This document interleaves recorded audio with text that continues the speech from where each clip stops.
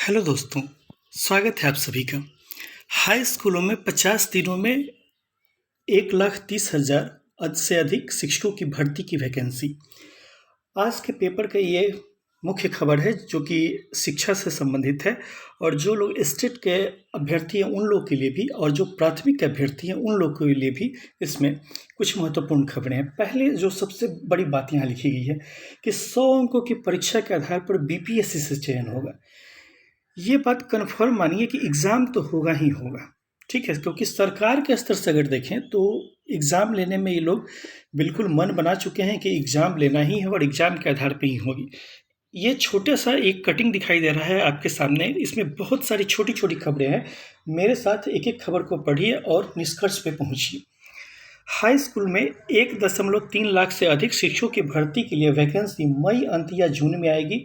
वित्त विभाग से शिक्षकों का वेतन निर्धारित कर शिक्षा विभाग को फाइल 10 दिनों के अंदर मिल जाएगी, ठीक है। हाई स्कूल का वैकेंसी दिया जा रहा है मई के अंत तक या जून तक। परीक्षा पैटर्न और सिलेबस आदि भी इसी महीने तय हो जाएगा। हाई स्कूलों में पुराने नियमित शिक्षक और नियोजित शिक्षक दोनों के बीच लगभग वेतन तय होगा। विद्यालय अध्यापक कैडर के लिए हाई स्कूल शिक्षकों का मूल वेतन 32 से 34,000 के बीच रहने की संभावना। अब देखिए, हाई स्कूल के जो शिक्षक होंगे इनका ही मूल वेतन 32 से 34,000 होगा, ठीक है मेरे भैया, ध्यान रखिएगा। वेतन का जो आप लोग पूछते हैं बराबर, तो देखिए हाई स्कूल के शिक्षकों को मूल वेतन कितना मिलेगा? 32 से 34,000। अब कुछ लोगों को मूल वेतन और वेतन का अंतर नहीं समझ में आता। देखिए मेरे भाई, मूल वेतन का मतलब होता है कि ये आपका मूल हुआ, ठीक है, कि इतना से कम नहीं मिलेगा। 32 या 34,000 जो है, जो सरकार तय करेगी, तो हाई स्कूल में जो शिक्षक नियुक्त होंगे कि इससे कम तो नहीं मिलेगा। इसके ऊपर आपको मिलता है डीए मिलता है। डीए कहने का मतलब महंगाई भत्ता मिलता है, जैसे कि अभी मैं श्योर नहीं हूँ लेकिन शायद 42% महंगाई भत्ता है, ठीक है। तो ये मूल वेतन यानी 32,000 का आप 42% निकाल लेंगे और इसको इस 32,000 में जोड़ देंगे तो ये आपका ओरिजिनल वेतन होगा। इसके अलावा भी अगर कोई भत्ता मिलता हो तो वो सारे भत्ते इसमें जोड़े जाएंगे, मतलब 32,000 से कम नहीं होगा, ठीक है। ये किसका वेतन है? हाई स्कूल के शिक्षकों का वेतन होगा, ठीक है। नीचे एक और बात लिखी हुई है कि पहले हाई स्कूल के शिक्षकों की वैकेंसी आएगी, जबकि प्रारंभिक शिक्षकों के नियुक्ति के लिए वैकेंसी इसके बाद आने की उम्मीद है। सरकार ने भी घोषणा की है कि इस साल शिक्षकों की नियुक्ति कर देनी है। इसलिए विद्यालय अध्यापक नियुक्ति नियमावली की अधिसूचना जारी होने के बाद ही सभी प्रक्रिया बहुत तेजी से की जा रही है, ठीक है। ये तो बात हुई वेतन की, और कब कब नोटिफिकेशन आ सकता है उसका संभावित जो है वो। अब परीक्षा की बात कर लेते हैं। परीक्षा के बारे में क्या लिखा है कि शिक्षक चयन के लिए बीपीएससी एक परीक्षा लेगा। माना जा रहा है कि वस्तुनिष्ठ परीक्षा 100 अंकों की होगी, और विशेष बात क्या लिखी है कि इसमें निगेटिव मार्किंग नहीं होगी। हम तो कह रहे हैं कि निगेटिव मार्किंग नहीं हो, क्योंकि अभ्यर्थियों को, जो हमारे शिक्षक अभ्यर्थी हैं, सीटेट के एग्जाम में निगेटिव मार्किंग पे एग्जाम देने की आदत नहीं है। यहाँ तक कि हाल फिलहाल में जो केंद्रीय विद्यालय का भी जो एग्जाम हुआ था उसमें भी निगेटिव मार्किंग नहीं थी। अचानक से निगेटिव मार्किंग कर देने से अफरा तफरी हो जाएगी और लोगों को बहुत डर लगेगा। तो फिलहाल जो इसमें लिखा हुआ है कि निगेटिव मार्किंग नहीं होगी।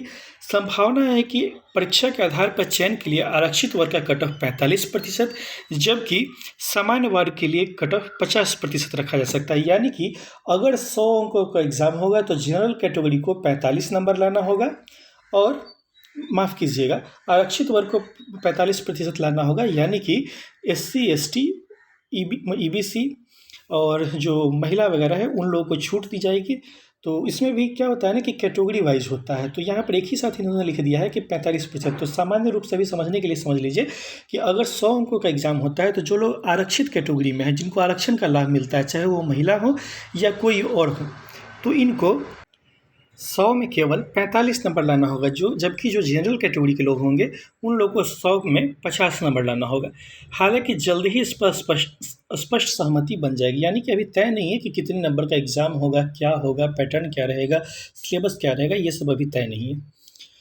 हाई स्कूल के शिक्षक के लिए इंटर और स्नातक स्तर के प्रश्न पूछने की संभावना है, जबकि प्रारंभिक स्कूल के शिक्षकों के सिलेबस मैट्रिक और इंटरमीडिएट स्तर के होंगे। यानी कि अगर आपको गणित भी अगर बनाना है, मान लीजिए कि अगर गणित के प्रश्न पूछे जाएंगे तो कहाँ से पूछे जाएंगे? मैट्रिक लेवल के गणित के क्वेश्चन पूछे जाएंगे और इंटर लेवल के गणित के क्वेश्चन पूछे जाएंगे। अब पूछे कि मैट्रिक लेवल में गणित के क्वेश्चन में क्या क्या शामिल है? मैट्रिक लेवल में आपको शामिल है ट्रिगोनोमेट्री भी शामिल है, ठीक है। इसके बाद अगर इंटर लेवल पे कीजिएगा तो वहाँ परम्यूटेशन एंड कॉम्बिनेशन भी शामिल है, प्रोबेबिलिटी भी है, ईटीसी है। लेकिन मेरा ख्याल है कि ये लोग स्पष्ट रूप से नहीं लिखे हैं, क्योंकि कल भी हम बताए थे कि जो सामाजिक विज्ञान के छात्र हैं उनसे अगर आप प्रोबेबिलिटी या परम्यूटेशन एंड कॉम्बिनेशन का क्वेश्चन पूछिए और गणित के छात्रों से अगर आप हड़प्पा सभ्यता के प्रश्न पूछिए तो ये कोई तार्किक बात है ही नहीं, वो उसका आंसर कभी दे ही नहीं पाएंगे। ठीक है। तो अभी तय नहीं है कि एक ही क्वेश्चन, एक ही प्रश्न पत्र होगा या अलग अलग होगा। और जैसे कोई जिसका ऑनर्स है तो उनके अपने केवल ऑनर्स से प्रश्न पूछे जाएंगे या सारे विषयों के मिला के प्रश्न पूछे जाएंगे, ये सब भी कुछ भी स्पष्ट नहीं है, ये सरकार आपको खुद बताएगी। हाई स्कूल में शिक्षकों के कुल पदों में से 35% महिला शिक्षकों के लिए होगा, यानी 1,30,000 के हिसाब से 45,500 पद महिलाओं के लिए आरक्षित होगा। हाई स्कूलों में विषयवार वैकेंसी होगी। SC ST पिछड़ा और अत्यंत पिछड़ा वर्ग के साथ ही आर्थिक रूप से कमजोर वर्ग के लिए आरक्षण का भी प्रावधान रहेगा। और इधर क्या लिखा है, हाई स्कूल में शिक्षक के लिए बीएड या एमएड के साथ STET उत्तीर्ण होना अनिवार्य है। आप में से बहुत सारे लोग के प्रश्न आते रहते हैं कि सर हम सीटेट क्वालिफाइड हैं तो क्या हम हाई स्कूल में अप्लाई कर सकते हैं? नहीं भाई, हाई स्कूल में केवल वही लोग अप्लाई कर सकते हैं जो 2019 में एक एग्ज़ाम हुआ था, STET का एग्ज़ाम हुआ था। जो लोग ये एग्ज़ाम को दिए होंगे, 2019 में हुआ था, इसके पहले 2011-12 में हुआ था, तो इनमें से किसी भी साल में अगर आप STET का एग्ज़ाम क्वालिफाई किए हुए हैं तभी आप हाई स्कूल में जा सकते हैं। वरना केवल अगर आप सीटेट पास हैं, चाहे आप पेपर 1 पास हो या पेपर 2 पास हो सीटेट में, तब आप हाई स्कूल में अप्लाई नहीं कर सकते हैं। दूसरी शर्त क्या है हाई स्कूल में अप्लाई करने की? आपको बीएड या एमएड किया हुआ होना चाहिए, ये शर्त है। नीचे क्या है, 40 से 50,000 तक होगा शिक्षकों का वेतन। हाई स्कूल के शिक्षक का मूल वेतन 32 से 34,000 के हिसाब से डीए, और वही बात है जो हम पहले बताए हैं आपको, यहाँ भी लिखा था 32 से 34,000, इसमें हम डीए वगैरह जोड़ के समझाए थे, तो यहाँ भी लिख रहा है, यहाँ डीए जोड़ के लिख रहा है भाई, कंफ्यूज मत होइएगा। ठीक है, यहाँ 40 से 50,000 लिखा है, कहिए कि सर यहाँ तो 32 से 34,000 लिखा है, तो यहाँ पर डीए नहीं जोड़ा हुआ है, यहाँ डीए जोड़ के 40 से 50,000 रुपया महीना का वेतन दिए हुआ है। बीपीएससी केंद्रीकृत तरीके से आवेदन लेगा। केंद्रीकृत तरीके से आवेदन लेने का वही मतलब है कि अगर रिक्ति मिली उसके बाद ऑनलाइन फॉर्म भराएगा और एग्ज़ाम होगा। ठीक है, ये सारा काम बीपीएससी को करना है। तो ये थी आपकी आज की अखबार की मूल खबर। अभी भी अभ्यर्थियों को कन्फ्यूजन है, नीचे में पदों की संभावना भी, पदों की जो संभावित पद हैं वो भी लिखे गए हैं। जैसे कि आप देख सकते हैं उच्च माध्यमिक में यानी कक्षा 11-12 में 89,734, माध्यमिक स्कूल में यानी 9-10 में 44,193 और प्रारंभिक स्कूलों में 80,257 पद लिखे गए हैं।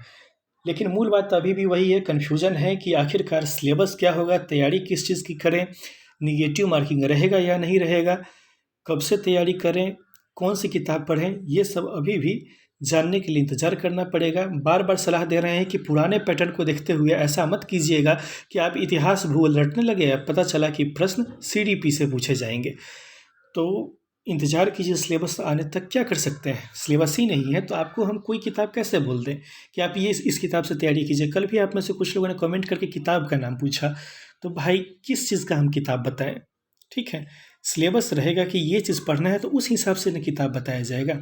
तो इंतज़ार कीजिए, मेरा अनुमान है कि शायद इस महीने के अंत तक वो लोग सिलेबस के बारे में कुछ स्पष्ट बताएं कि क्या सिलेबस होगा या नहीं। तब तक के लिए तो केवल एक ही उपाय है कि इंतज़ार करना है। प्रीवियस ईयर के जो प्रश्न हैं उन प्रश्नों को देखते रहिए, चाहे केंद्रीय विद्यालय के हों या फिर सीटेट वगैरह के हों, क्योंकि शिक्षा मंत्री कह चुके हैं कि हम सीटेट के पैटर्न पे ही लेंगे। ये बात शिक्षा मंत्री की कही हुई है। कल को शिक्षा मंत्री अगर अपने बात से मुकर जाए तो हमको मत कहिए, क्योंकि यही शिक्षा मंत्री थे जो बराबर कहते रहे थे कि हम एग्ज़ाम नहीं लेंगे, लेकिन आखिरकार उन्होंने एग्ज़ाम ले ही लिया। तो वीडियो पसंद आया तो वीडियो को लाइक कीजिए, चैनल को सब्सक्राइब करना भूल जाते हैं आप लोग, चैनल को सब्सक्राइब भी कर लीजिएगा। फिर से मुलाकात होगी नेक्स्ट वीडियो में, तब तक के लिए धन्यवाद, थैंक यू।